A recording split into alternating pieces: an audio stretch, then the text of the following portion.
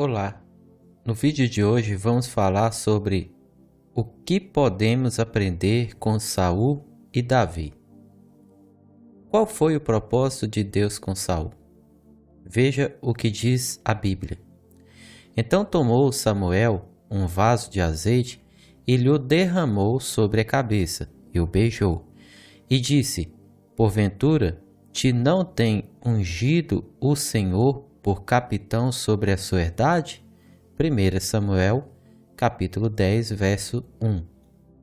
Vemos no texto acima que capitão, ou seja, um líder político que deveria liderar através da monarquia teocrática, ou seja, sendo observador e cumpridor da lei de Deus. Os reis de Israel se assemelhavam mais a um primeiro-ministro, onde Deus é o grande rei e cria decretos e leis, no caso, abre aspas, a palavra de Deus, fecha aspas. O primeiro-ministro observa e cumpre a lei do rei. Para isso, Deus o ungiu. Esta unção representa uma capacidade outorgada e a confirmação de um chamado. Deus usava ele em determinadas situações para livrar o seu povo.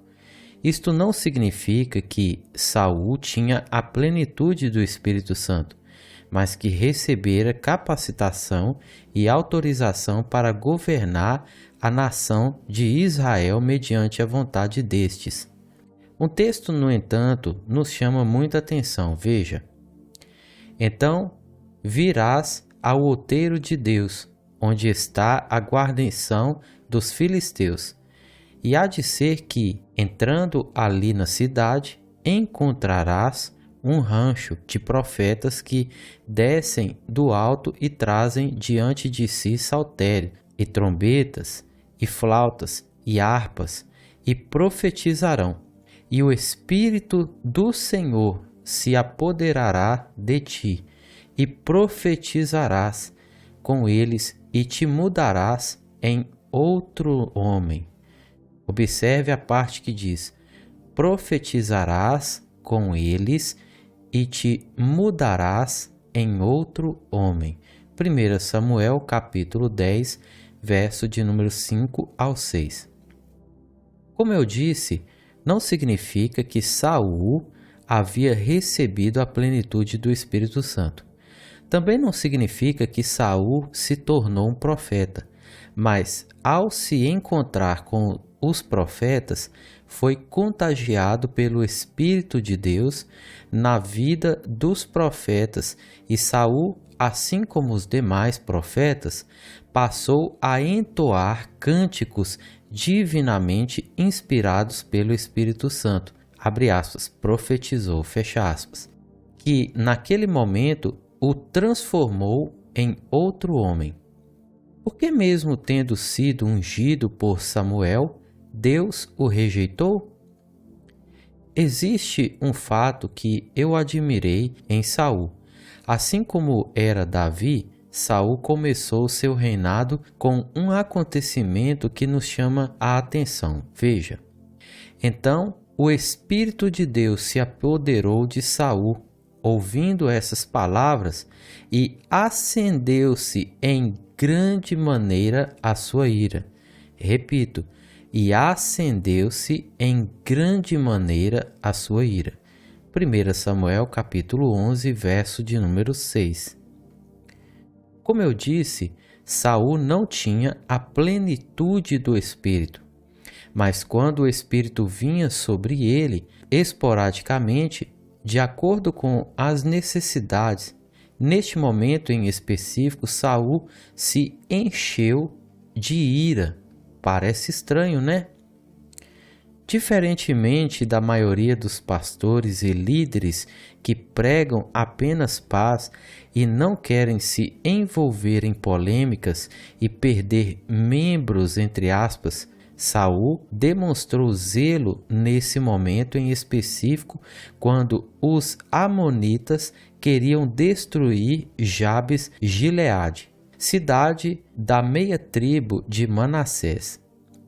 Os pastores e líderes de hoje também devem demonstrar amor, mas sobretudo zelo, quando surgirem situações de risco iminente à vida espiritual da igreja.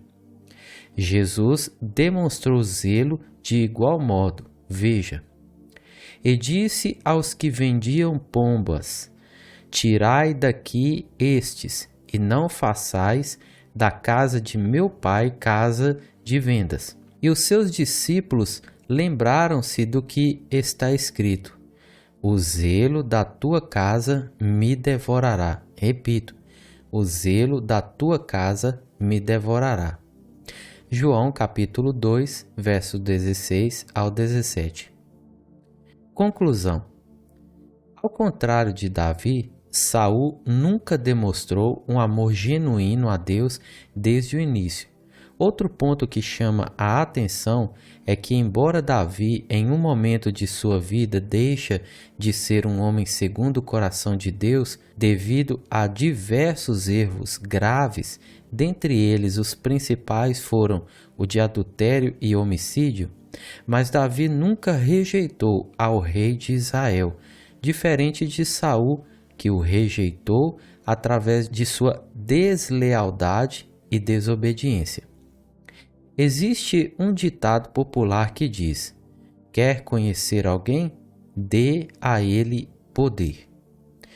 No entanto, eu aprendi que a unção serve para revelar e mostrar quem somos e quem nós não somos. Outro ponto que é importante destacar, e acredito que muitos não vão concordar para justificar este erro, é que Davi não era um líder eclesiástico, e sim um líder político. Portanto, os erros de Davi não podem ser usados para justificar a queda de pastores em caso de adultério. Não estou condenando ninguém, mas sim alertando que o fato de Davi, tendo pecado contra Deus e permanecido no reinado, não significa que os pastores podem pecar deliberadamente contra o altar de Deus e permanecerem sem culpa.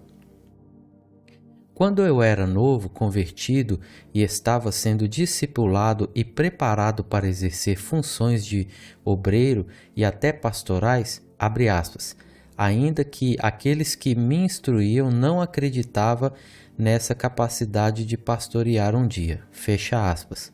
Eu ouvi uma frase que me impactou e gerou um grande temor e marcou a minha vida até hoje, que diz: existem erros que as pessoas cometem, mas que um obreiro e principalmente pastores nunca podem cometer. Ele se referia principalmente ao adultério, porque este mancha o ministério do pastor de forma permanente. Os pastores que caem em adultério não devem ser condenados pela igreja, principalmente se demonstrar um arrependimento genuíno e provar sua mudança, mas precisam entender que o adultério manchou seu ministério pessoal de forma permanente e ainda escandalizou a congregação e a sociedade. Que Deus abençoe a sua vida no nome de Jesus.